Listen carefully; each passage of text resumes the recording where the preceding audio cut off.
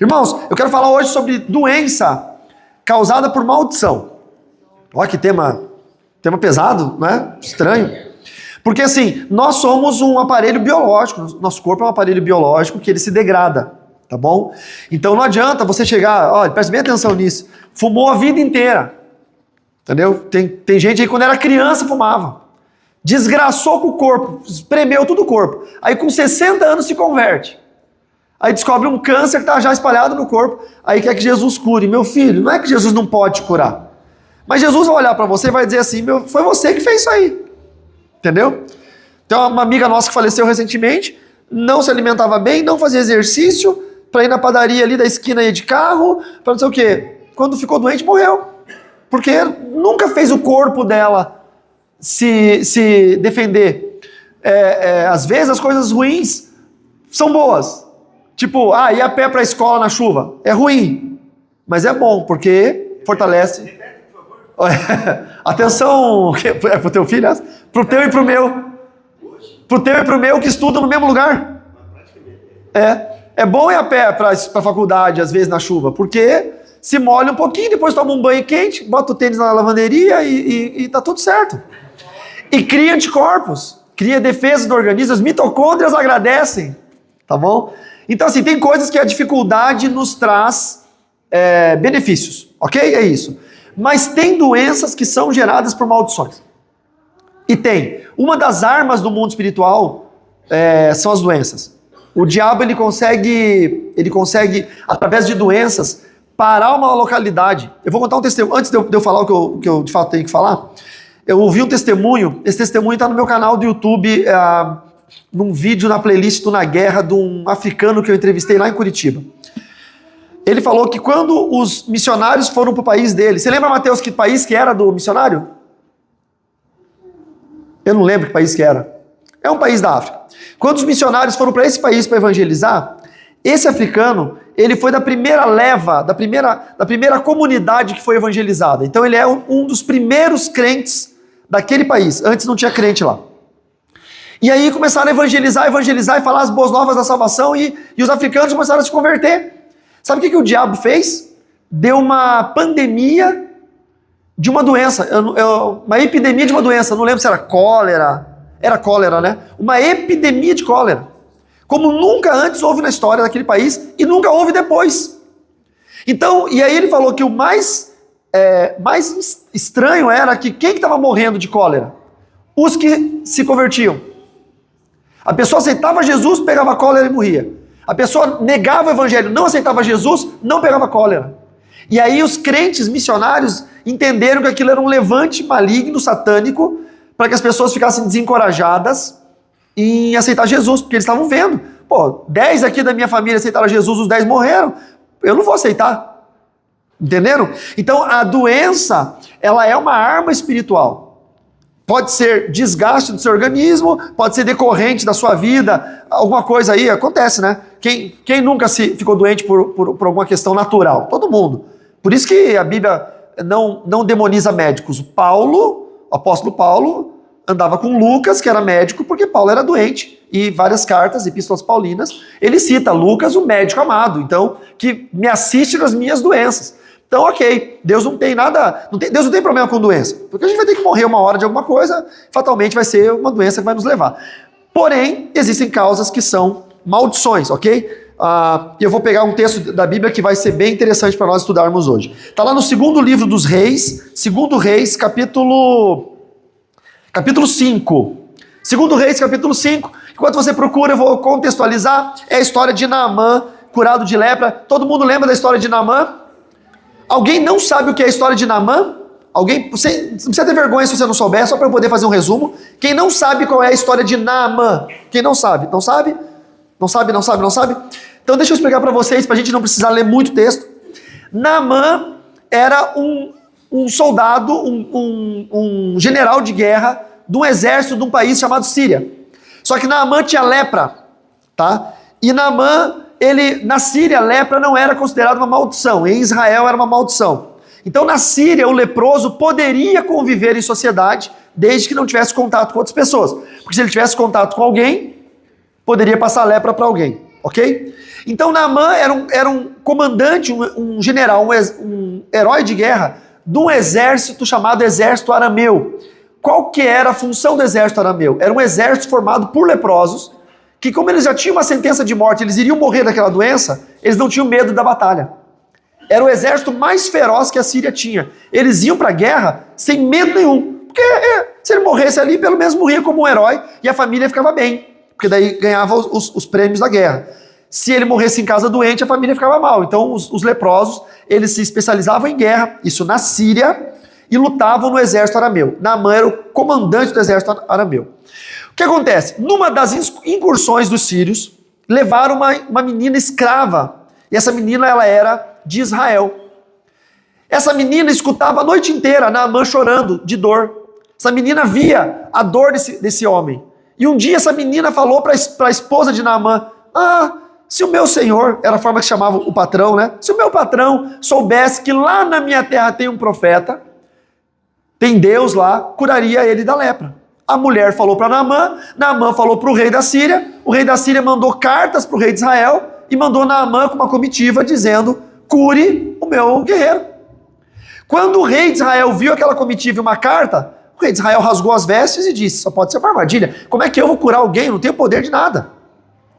E aí a conversa chegou nos ouvidos do profeta. O profeta Eliseu estava em casa e alguém veio contar para ele, porque nós crentes somos um povo abençoado, mas o raça para ser fuxiqueiro é o tal do crente, né? Estava acontecendo alguma coisa lá no palácio do rei, já correu alguém na casa do profeta. Tipo, pastor, você não sabe o que está acontecendo lá no palácio do rei. Aí o profeta chegou e disse: mande ele vir até mim, porque eu vou provar para ele que existe Deus em Israel. Esse é o contexto, ok? Então, capítulo 5 de 2 Reis, verso 9. Vamos ler o 8 para contextualizar melhor ainda. Ó. Mas quando Eliseu, homem de Deus, ouviu que o rei de Israel havia rasgado suas roupas, mandou dizer ao rei: por que o Senhor rasgou suas roupas? Deixe-o vir a mim, e ele saberá que há profeta em Israel. Bateu no peito, foi ou não, irmãos? Bateu no peito. Disse: manda vir para cá que eu vou resolver o problema dele. Verso 9. Então Naamã foi com seus cavalos e seus carros e parou à porta da casa de Eliseu. Eliseu lhe mandou um mensageiro, dizendo: vá e lave-se 7 vezes no Rio Jordão, e a sua carne será restaurada, e você ficará limpo. Eliseu nem foi falar, mandou o secretário falar. Naamã ficou indignado e foi embora, dizendo: eu pensava que ele certamente sairia falar comigo, ficaria em pé, invocaria o nome do Senhor, seu Deus, passaria a mão sobre o lugar da lepra, restauraria o leproso. Por quê? Por acaso não são Abana e Farfar, rios de Damasco, capital da Síria, melhores do que todas as águas de Israel? Será que eu não poderia me lavar neles e ficar limpo? Então ele desprezou o Rio Jordão, que é um riozinho raso e barrento, disse que lá na Síria tinham rios maiores e ficou chateado porque o profeta não veio falar com ele. Mas por que isso? Porque ele criou uma expectativa. Não é assim com você às vezes na igreja? Você não pensa assim, né? Nossa, Deus vai fazer tal coisa, Deus vai usar o profeta. E às vezes não é assim que acontece. Às vezes é diferente. Aí, deu meia volta, foi embora, muito irritado. Verso 13. Então seus oficiais se aproximaram e lhe disseram: meu pai, se o profeta tivesse dito alguma coisa difícil, por acaso o senhor não faria? Ele deve ter respondido: claro. Muito mais agora que ele apenas disse: lave-se e você ficará limpo. Então Naamã desceu e mergulhou no Jordão 7 vezes, conforme a palavra do homem de Deus. E a sua pele se tornou como a pele de uma criança e ele ficou limpo. Depois ele voltou ao homem de Deus, ele e toda a sua comitiva. Veio, pôs-se diante dele e disse: eis que agora reconheço que em toda a terra não há Deus, a não ser o Deus de Israel. Ainda se converteu. E agora, por favor, aceite um presente deste seu servo. Porém, ele respondeu: tão certo como vive o Senhor, em cuja presença estou, não aceitarei nada. Ele não aceitou nenhum tipo de presente. Naamã insistiu com ele que aceitasse, mas ele recusou. Então Naamã disse: se você não quer, então peço que seja permitido a este seu servo levar 2 mulas carregadas de terra, para que seu servo nunca mais oferecerá, porque esse seu servo nunca mais oferecerá sacrifício nem holocausto a nenhum outro Deus, a não ser o Deus de Israel, o Senhor. mas que o Senhor perdoe esse servo de alguma coisa, quando meu senhor o rei entrar no templo de Rimom para lhe adorar e ele encostar no meu braço e eu também tiver que me encurvar no templo de Rimom, quando assim me prostrar no templo de Rimom, que o Senhor Deus perdoe esse seu servo por isso. E Eliseu lhe disse, vá em paz. O que ele está dizendo aqui? Ele está dizendo que ele era empregado do rei, o rei ia adorar num templo de um deus pagão, e quando o rei se prostrava no templo do deus pagão, ele que estava apoiando o braço do rei, ele tinha que se prostrar também, e aí ele disse, que Deus me perdoe de fazer isso, porque meu coração não está mais no paganismo, meu coração está no Deus de Israel. E o profeta falou, vá em paz. Isso aqui é uma lição boa para a gente, quando você não participa de festa junina, mas você é professora da escola, e a diretora te obriga a trabalhar porque você é funcionária, e aí você é crente e está lá na festa de São João, você fica assim, ai meu Deus, eu estou em pecado. Se você for espontaneamente fazer isso, eu aconselho a não participar. Mas se você é funcionário de uma escola que te obriga a fazer isso, Deus não vai contabilizar isso como pecado, porque você está na função da sua profissão, entendeu? É igual uma pessoa pegar e matar alguém, é um criminoso, é um assassino, é um pecador. Mas se ele é um soldado do exército, lá da Síria, ou agora lá em Israel, está acontecendo uma guerra, e ele, infelizmente, na guerra, ele ter que dar um tiro e matar um inimigo, Deus nunca vai considerar isso pecado, porque ele está no uso das suas atribuições como um guerreiro. Bom, pois bem, onde está a doença aqui, o problema da doença espiritual? Nós vamos ler agora. Finalzinho do verso 19. Quando Naamã tinha se afastado a certa distância, verso 20, Geazi, o servo de Eliseu, o homem de Deus, disse consigo, eis que meu senhor foi generoso demais com esse sírio Naamã, recusando o que ele trazia, mas tão certo como vive o Senhor, vou correr atrás dele e receberei dele alguma coisa. Olha só, o profeta não aceitou nada, mas o servo do profeta estava maquinando ganhar lucro em alguma coisa. Isso é terrível, irmãos. Isso é terrível. Sabe, o profeta não quis. Naamã queria dar presentes, honra, dinheiro. Falou, não, fiz nada. Só pedi para você pular no rio, quem fez foi o Senhor, dê glórias ao Senhor, vai em paz, meu irmão. Mas o servo dele ficou, não, peraí, eu que dei o recado, eu que fui lá falar para ele, eu mereço alguma coisa. Então, o que ele fez?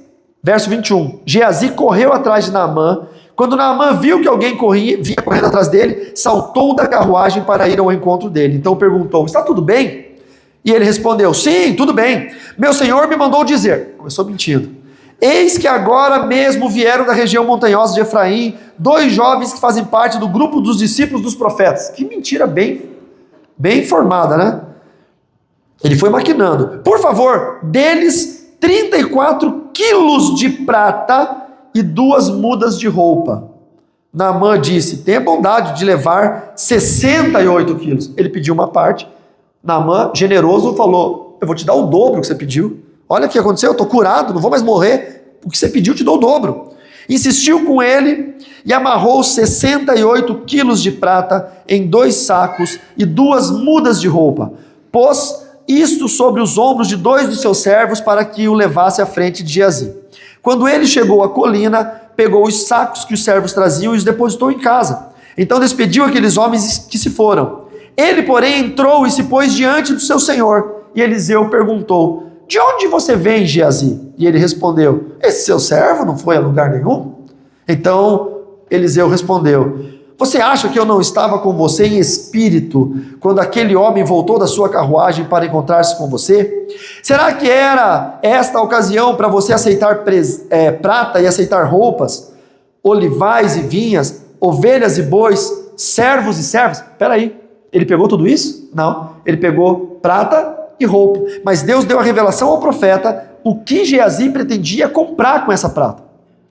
Então Deus não só mostrou ao profeta o que Geazi havia feito, como deu o discernimento de que ele queria comprar olivais e vinhas, ovelhas e bois e ter servos e servas. Deus mostrou o pecado e ainda deu o discernimento do que ele queria fazer com aquele dinheiro. E aí no verso seguinte, 27, Eliseu diz, portanto, a lepra de Naamã se apegará a você e a sua descendência para sempre. E Geazi saiu da presença de Eliseu, já leproso, branco como neve. Agora aqui, irmãos, prestem bem atenção. Tem muitas coisas que me chamam atenção nesse texto, mas a que mais me chama atenção é a lepra de Naamã se pegará você. Peraí, mas essa lepra não tinha sido curada? Então essa lepra ela é espiritual.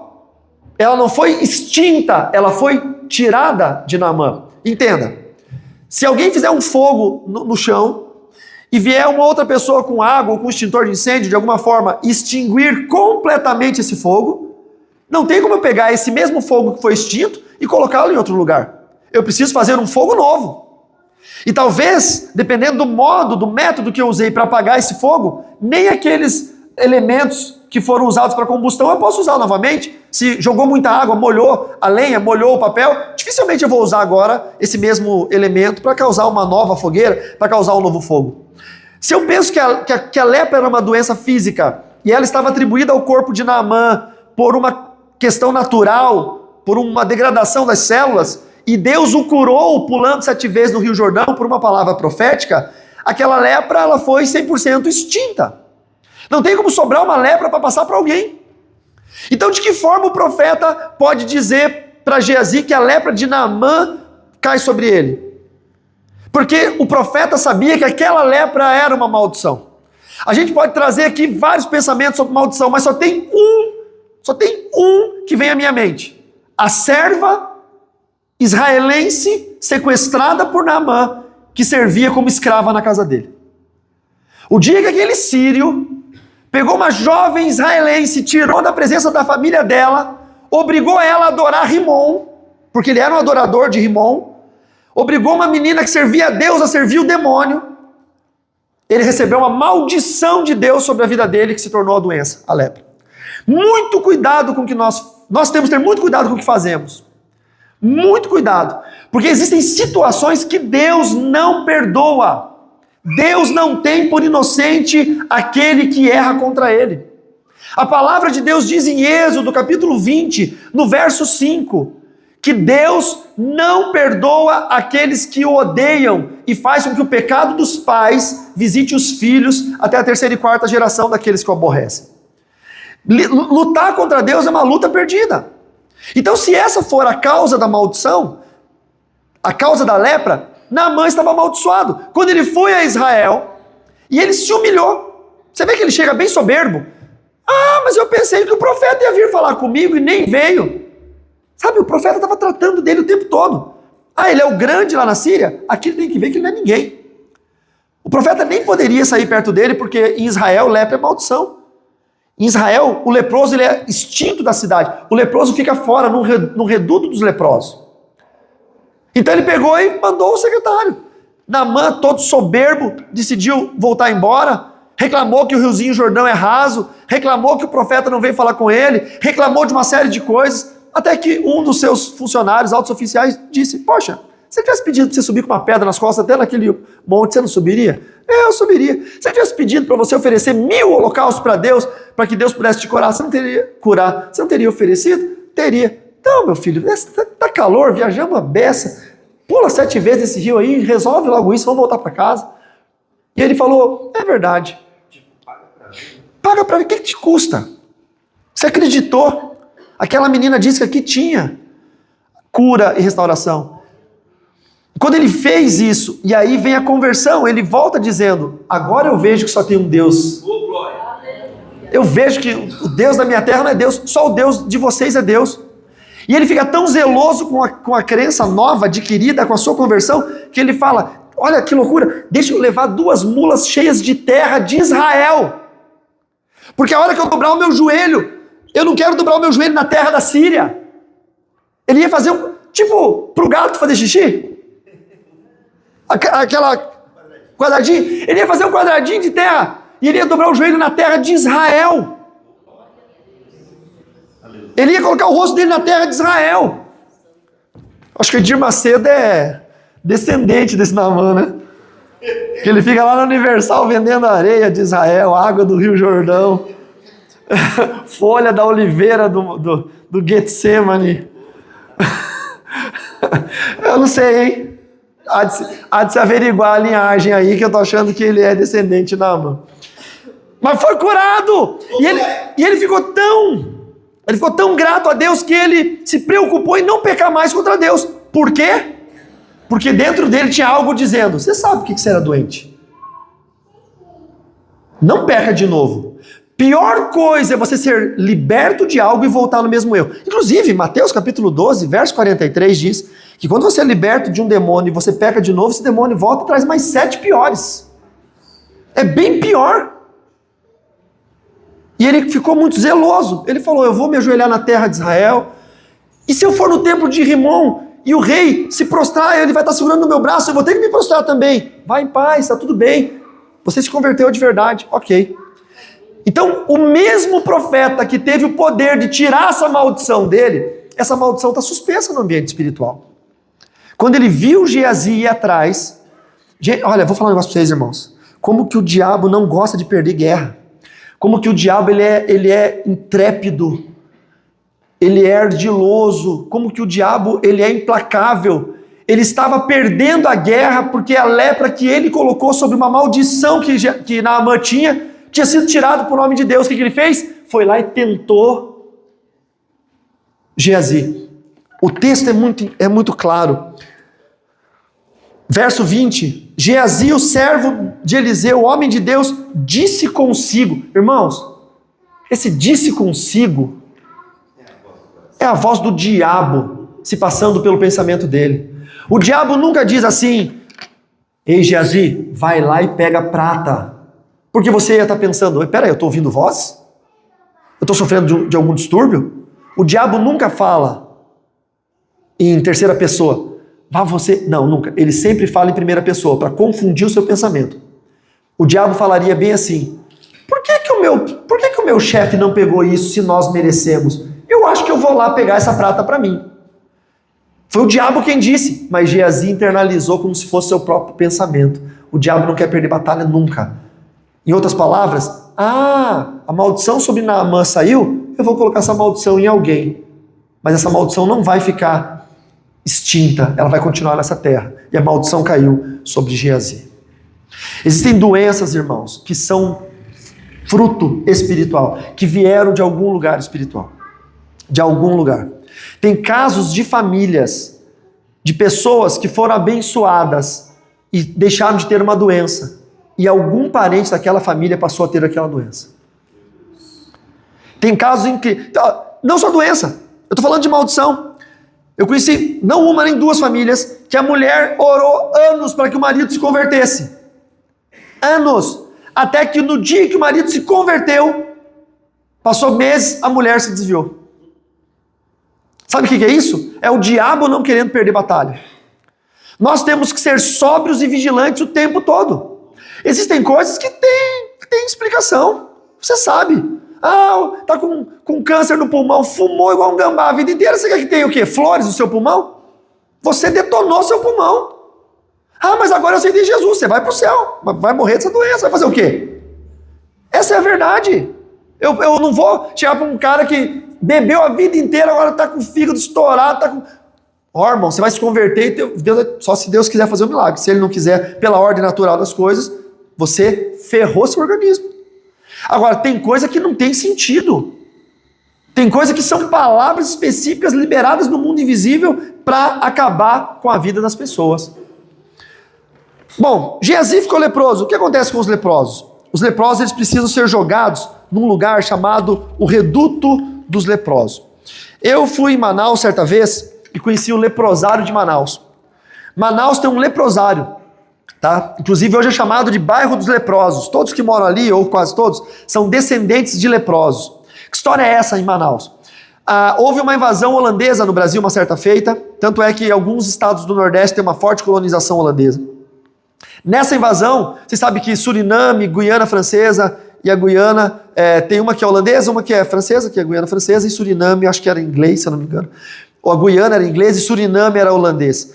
E na invasão eles invadiram o Brasil, uma parte do Brasil foi invadida por um tempo. E eles traziam os doentes da Europa, da Holanda, com a desculpa que eles iam ser tratados nos trópicos, ou seja, que aqui o calor, o ar, a natureza poderia curá-los de lepra. A grande verdade é que eles estavam escoando os leprosos da Europa para que eles não criassem uma pandemia na Europa, então eles jogaram tudo aqui no Brasil. E foi criado um lugar foi construído pelos holandeses na época. Pesquise na internet. Foi criado um hospital, criado escola e uma vila, e os leprosos da Holanda vinham para Manaus. Então tem hoje, eu fui lá conhecer o bairro dos leprosos, tudo aquilo foi construído pelos holandeses. E os leprosos eram assim, eles eram jogados fora da cidade, eles não podiam conviver em cidade. A hora que Geazi ficou leproso, ele foi obrigatoriamente excluído da sociedade. E ele teve que morar num reduto de leprosos.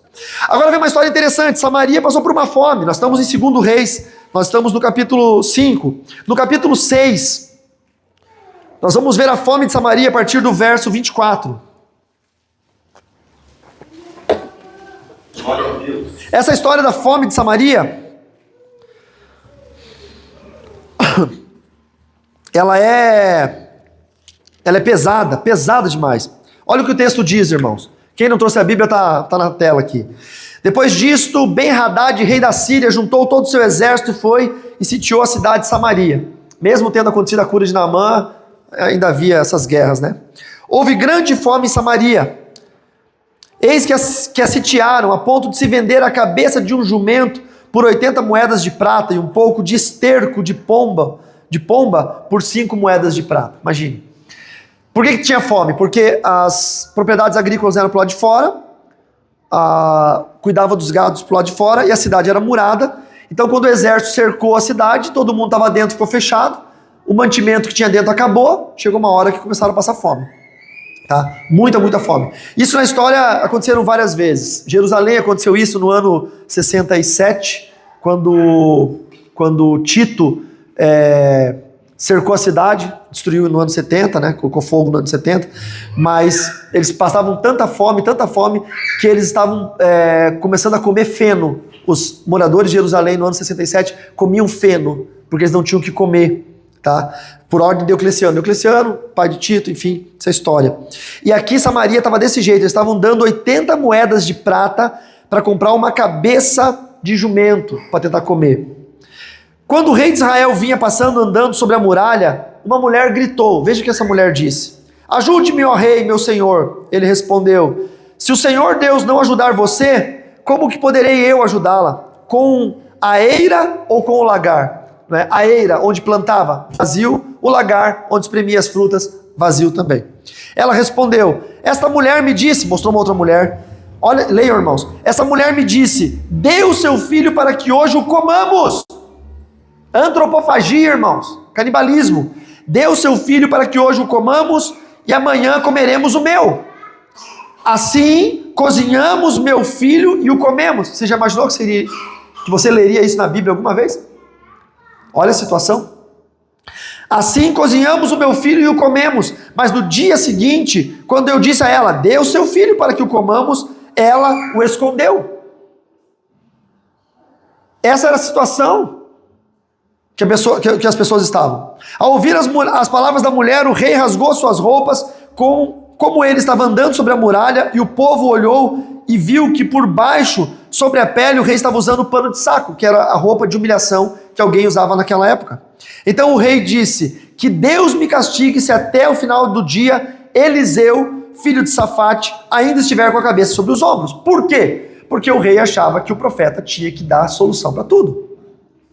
Eliseu estava sentado em sua casa junto com os anciãos. O rei enviou um homem à sua frente, mas antes que o mensageiro chegasse, Eliseu disse aos anciãos, vocês estão vendo como aquele filho de um assassino mandou alguém para cortar a minha cabeça? Deus já havia falado com o profeta.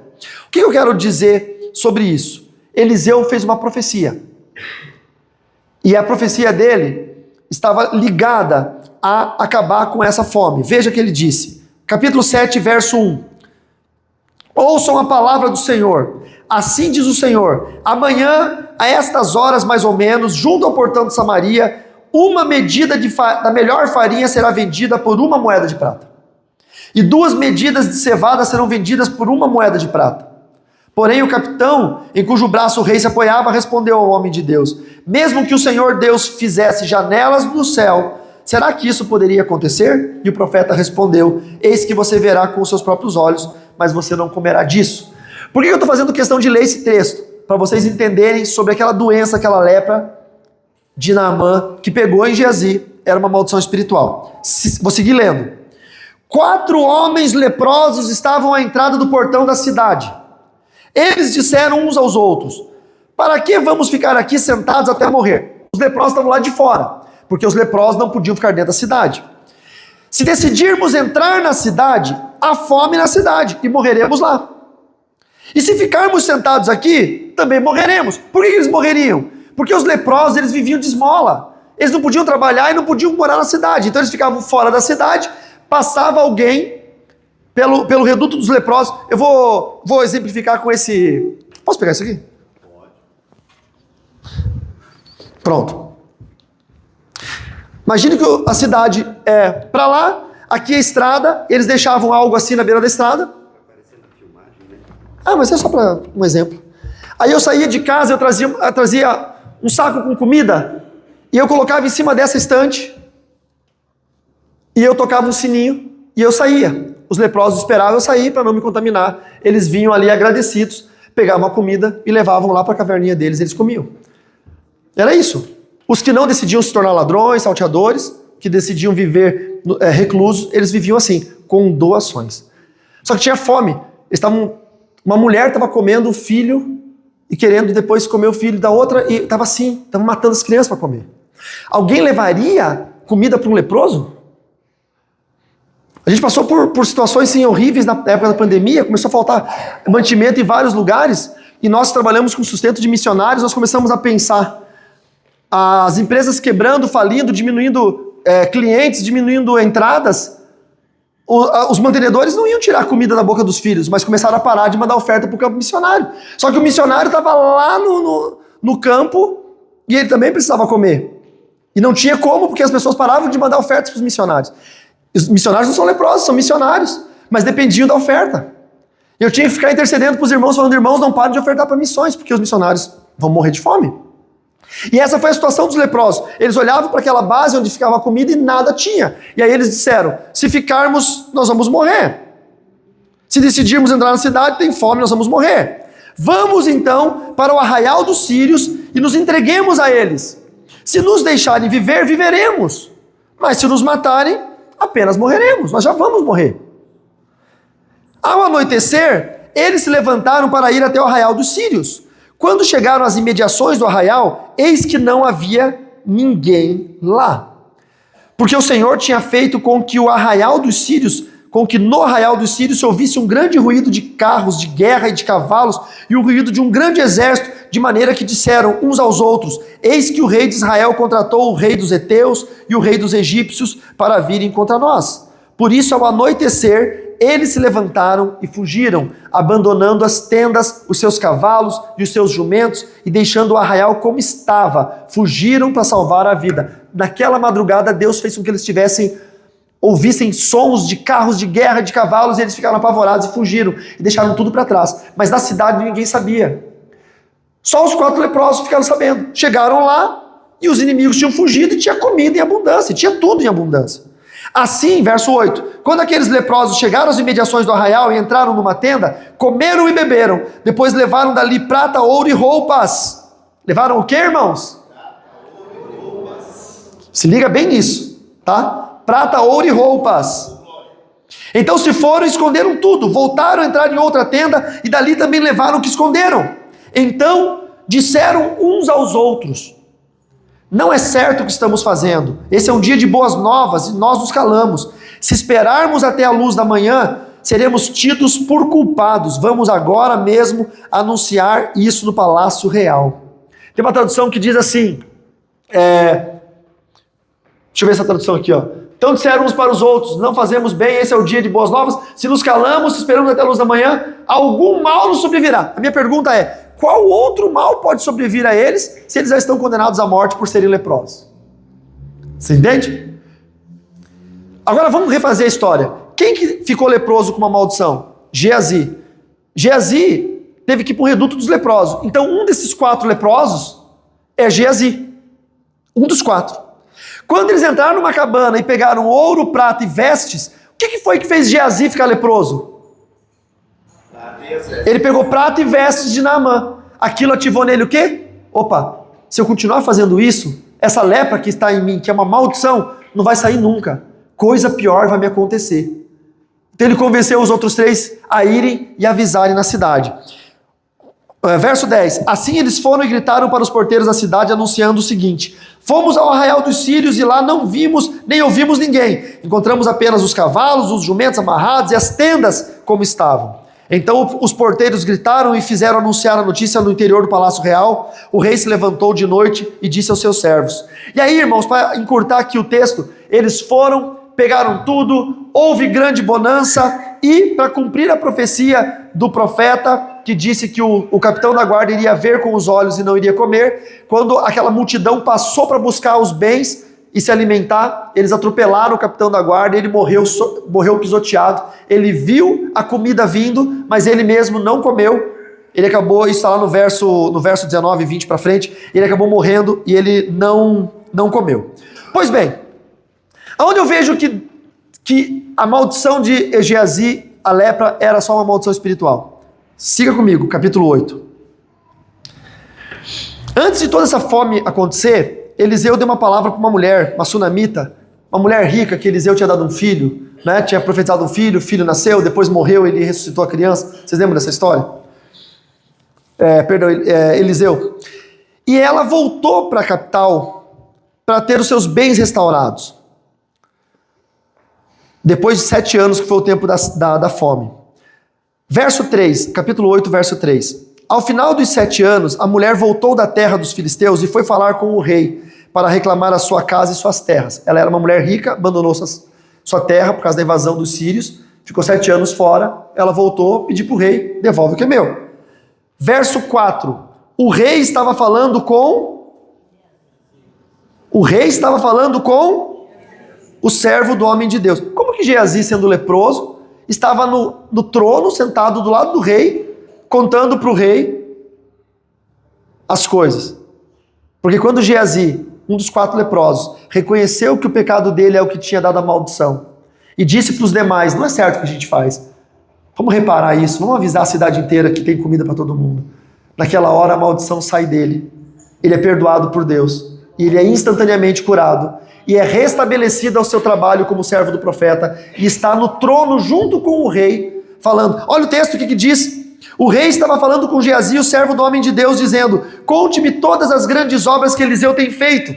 E ele estava contando ao rei como Eliseu havia restaurado a vida. Gente, vocês conseguem entender isso aqui? 4 leprosos encontram comida, voltam no portão da cidade, gritam para a cidade, todo mundo corre para pegar comida, o rei vai também. Só que quando o rei vai, dos 4 leprosos, 3 continuam leprosos, um está curado. E ele olha e fala: pô, o guarda me falou que eram 4 leprosos, cadê os 4? Só estou vendo 3. Geazi se dá conta que está curado. E Geazi entende: a maldição saiu da minha vida, não tenho mais doença nenhuma. Porque a doença que eu estava era fruto de uma maldição espiritual. Então o rei diz: mas você é quem? Eu sou Geazi, servo de Eliseu, aquele que curou Naamã. E o rei fala: então sobe comigo para o trono e senta aqui comigo e me conta como que é a vida do profeta. Eu quero saber mais. E Geazi estava aqui falando, contando. E Geazi estava contando a história da sunamita, que não tinha filho, que Eliseu orou por ela engravidou, depois o filho morreu, colocou no quartinho do profeta, que ela havia feito um quartinho em cima, no 2º andar, com uma escrivaninha, uma cadeira e uma cama e um candelabro. E ele contando para o rei essa história. E ele falando para o rei que essa mulher tinha ido embora nos 7 anos de seca. E nisso, nessa mesma hora, o texto diz que a mulher chegou para reclamar os seus bens. E aí Geazi aponta para ela e diz: ó rei, meu senhor, está lá no verso 5, esta é a mulher e este é o filho dela, a quem Eliseu restaurou a vida. Vocês conseguem entender como que os planos de Deus são perfeitos? Mas é fato que a lepra de Naamã era uma doença oriunda de uma maldição. Saiu de Naamã, ficou no mundo espiritual, pegou em Geazi, saiu de Geazi, porque Geazi se reconciliou com Deus. Geazi reconheceu o que causou, reparou o mal que tinha feito, e ele foi curado e restabelecido a saúde e a dignidade dele. Foi falar com o rei. Irmãos, quando vocês tiverem algum mal, tem doença que o médico faz exame e a pessoa não encontra. Já viram isso? A pessoa tem dor, faz todo tipo de exame, não encontra. Faz exame de sangue, de imagem, faz endoscopia, faz tudo o que você possa imaginar. Vira a pessoa do avesso, ela continua sofrendo. mas a medicina não encontra. Não encontra. Só pode ser uma causa espiritual. Não tem explicação. A ciência, ela busca a evidência. Se a ciência não encontrou evidência que é a comprovação de algo, é porque é espiritual. E aí eu aconselho, se alguém passa por isso, se vocês não passam por isso, mas conhecem alguém que passa, eu aconselho a revisar a sua vida. O que você tem feito? Quanto mal você fez para alguém? Quanto mal você já falou? Tem gente que eu conheço que falava tanto mal de Deus e da igreja que quando se converteu, nunca conseguiu prosperar. Eu conheci um senhor que se converteu já a uma certa idade, 50 e poucos anos, que sempre passou provação financeira. E um dia eu conversando com ele, tomando um café, eu falei, o senhor se converteu quando? Ele falou, 52 anos. E aí eu perguntei, como é que o senhor era antes? Terrível? E ele falou, terrível, mulherengo, beberrão, babá, babá. E o senhor gostava dos crentes? Como é que o senhor veio para a igreja? Nem, eu odiava crente. Eu passava na porta das igrejas, eu cuspia na porta das igrejas, e eu dizia, eu nunca vou dar dinheiro para pastor ladrão. Nunca. Um ladrão desse não tira um centavo meu, eu falava. Falei, agora, os ladrões estão tirando ou não? Ele, não. Mas ele nunca desfez essa palavra. E era crente e não prosperava. Porque sobre ele havia uma maldição de ter ofendido a noiva do Cordeiro, que é a igreja. Eu sempre falo, me ofenda, pode me xingar, mas não ofenda a minha esposa. Ofenda Jesus, irmão, mas não ofenda a igreja. O próprio Cristo disse, pecado contra o pai ou pecado contra o filho é perdoável, mas pecado ou blasfêmia contra o Espírito Santo não tem perdão. Por que ele disse isso? Porque ele enviou o Espírito Santo como consolador para estar na igreja. Quando você mexe com a igreja, você mexe com o Espírito Santo de Deus. Por isso que eu falo, mexa com Jesus, irmão, mas não mexa com o Espírito Santo. É por isso que Satanás não é bobo, entendeu? Satanás, ele fala mal de Jesus, bota a cruz de ponta cabeça, fala de anticristo, ele não é bobo, Satanás não é bobo. Você não vê nenhum satanista falando mal do Espírito Santo. Você não vê nenhum macumbeiro, feiticeiro falando mal do Espírito Santo. Fala mal de Jesus, fala mal de tudo, mas do Espírito Santo, no inferno todo mundo é pianinho. Porque sabe que o poder da igreja é o poder do Espírito Santo. Que nós tenhamos essa sabedoria, que se algo está afligindo a vida de vocês, ou de alguém que vocês conhecem, que não tem percepção médica, científica, não sabe o que é, comece a orar para que Deus revele o que aconteceu e o que foi o causador, porque provavelmente essa doença é fruto de uma maldição. Amém? Vamos orar, irmãos? Vamos orar? Fique de pé em nome de Jesus. Fez sentido para vocês, irmãos? Foi muita informação, né? Conseguiram captar? Se vocês não conseguiram assimilar, ficou gravado, depois vocês vão lá no YouTube e assistam de novo. Coloca na pausa, volta, escuta de novo, anota. Esse tipo de palavra é a palavra que você tinha que ter escrito tudo, anotado. Entendeu? Falar, entendi, Geazi, né? Naamã, lepra, exército da Síria, para você não esquecer nunca mais. Amém? Alguém aqui tem necessidade de oração por cura, por alguma enfermidade? Por dor, por alguma coisa? Levanta a mão para eu saber. Pode ser a dor que for. Vamos orar, vem para frente. Alguém tem um parente que não está aqui, mas que sofre muito com doença, com enfermidade? Você gostaria de orar por ele? Vem para frente também. Vamos orar pelo seu parente. Tá? Eu estava falando com um irmão, um colega meu, e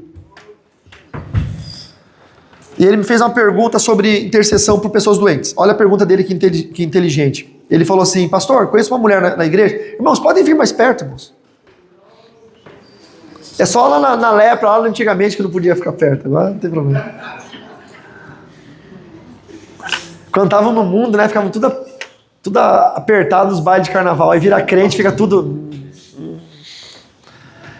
Esse irmão fez uma pergunta para mim, bem inteligente a pergunta. Ele falou que ele conhece uma mulher da igreja dele, que ela ora pelas pessoas que são doentes.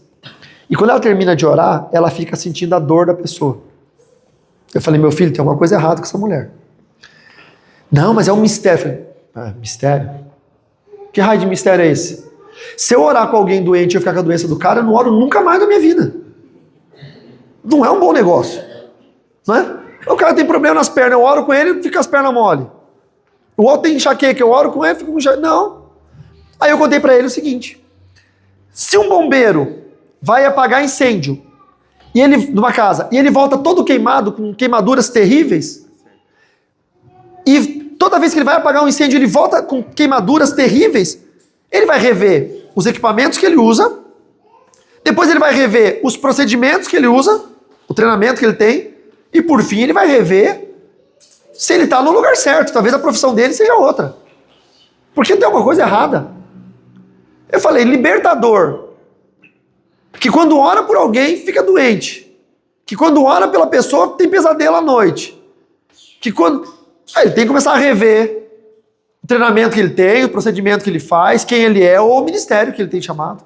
Tem alguma coisa errada. Você pode orar por qualquer pessoa que seja na terra, pode expulsar o demônio que for, nada vai te acontecer, porque a palavra de Deus diz, pisareis serpentes, escorpiões, e sobre todo o poder do maligno, e nada vos causará dano. Em nome de Jesus. É seguro orar pelas pessoas. Então, se você está aqui representando alguém, ou se você está aqui na igreja e quer representar alguém que você conhece que tem doença, vem para frente, a doença não vai pegar em você. Você não vai ter um mal, tipo, não, mas vai que... eu vou representar a minha vizinha que tem câncer, mas vai que eu pego câncer. Não vai, em nome de Jesus. Em nome do Senhor Jesus. É ela que vai ficar curada em nome de Jesus, amém? Glória! Vamos orar. Deus amado, nós queremos declarar que tributamos única e inteiramente o poder ao Senhor. Declaramos publicamente que só o Senhor tem poder para curar, para libertar, para salvar. Não há outro meio que não seja através do nome poderoso de Jesus. O nome sobre todo nome. Não há outro meio que haja cura e libertação que não seja através do nome de Jesus. Nós tributamos, Senhor, todo o poder a Ti. Pai, nós entendemos que existem doenças que são desgastes do organismo, entendemos que tem doenças que são fruto do mau uso do nosso corpo, que são ocasionadas por vírus, por bactérias, por machucados. Nós entendemos, mas, Senhor, nós vimos na Bíblia hoje algo muito sério. Existem doenças que são espirituais, doenças terríveis, lepra, câncer, doenças terríveis, doenças mentais, doenças que são incapacitantes, aleijamento, loucura, cegueira, tanta coisa que tem acontecido, que nós não encontramos evidência científica, que as pessoas fazem exames e mais exames e gastam muito dinheiro e não conseguem ser curados, não conseguem sequer descobrir o que tem. Talvez semelhante àquela mulher do fluxo de sangue, que havia gastado todo o seu dinheiro e nada resolvia. Deus, nesta noite nós vimos pela sua palavra que existem doenças que são oriundas das maldições. A maldição que estava sobre Naamã, por ter mexido com a filha de Deus, com a igreja, com aquela menina que foi escravizada, o trouxe lepra. A lepra que saiu dele ficou como uma maldição e caiu sobre Geazi. E Geazi, quando reconheceu e reparou o seu erro, foi livre da maldição e ao mesmo tempo a doença saiu dele. Pai, com essa palavra eu libero sobre a vida dos teus filhos a igreja. Qualquer doença, dor ou enfermidade que tenha sido ocasionada por uma maldição, seja agora retirada em nome do Senhor Jesus. Se essa dor, essa doença, essa incapacidade tem sido gerado por algo do mundo espiritual, do mundo invisível, que isso seja agora anulado completamente em nome do Senhor Jesus. Lá na casa da pessoa que está sendo representada, lá no leito, lá no hospital, aonde quer que seja, que a mão do Senhor esteja lá, retirando esta doença. Pai, eu peço perdão pelos nossos pecados. Senhor, eu peço perdão pelas nossas falhas. E eu peço, Senhor, olha para o teu povo, tenha misericórdia. Senhor, que o teu favor nos alcance e que nós possamos ser restituídos à presença do Rei. Assim como Geazi saiu do reduto dos leprosos e foi junto com o Rei no trono para falar com o Rei, assim nós também possamos ser restituídos para andar com o Rei. Meu Deus, faça-nos, Senhor, andar ao lado do Rei, em nome do Senhor Jesus. Também, Pai, Se há entre nós qualquer pessoa com dor física, com doença que foi causada pela saúde deficiente, pela virose, causado por qualquer outro mal, que não é espiritual, é biológico, mas tu és o Deus da cura, tu és o Deus do milagre e és o Deus da restauração. Vem, Espírito Santo, a igreja é tua noiva, a igreja é a menina dos teus olhos. Espírito Santo, traga refrigério aos ossos, traga cura ao corpo físico, cura o sangue, a pele, as células do corpo, cura a mente, cura, Senhor Deus, essa emoção, tira a depressão, tira a ideação suicida, Pai, tira, Senhor Deus, a tristeza profunda, tira, Senhor Deus, qualquer doença incapacitante, qualquer agente contaminante, em nome do Senhor Jesus. Restaura todo o corpo, do alto da cabeça até a planta dos pés. Espírito Santo, a igreja é tua, te pertence, e nós oramos pela cura e pelo milagre, em nome de Jesus, amém, e graças a Deus, amém. Dê uma salva de palmas ao Senhor, volta ao seu lugar. Obrigado, gente, Deus abençoe.